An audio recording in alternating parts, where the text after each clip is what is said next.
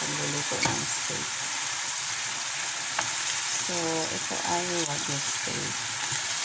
So, before natin nilagay ang butter, kailangan sobrang init ng kawali. Kasi yung kawali yung gamitin mo dapat makapal. Kung may cast iron, mas maganda. Tapos lagyan mo ng, pag nalusaw na yung butter, lagyan mo na ng garlic. So, ayun, tinapuntin yung garlic, guys. Ito pang isa, itapon natin. Kasi yung flavor lang naman ng garlic ang hinabi natin dyan. So, salt and pepper lang yun, guys. Tapos,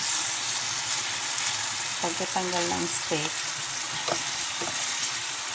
dyan ka nagagawa ng sauce. So, yung gagawin kong sauce ay ito lang. More at saka A1. Yan.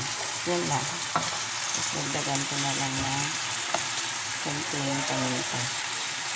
So, ganyan lang, guys. So, medyo mahina-apoy natin. Lipat ko. Sa kabila.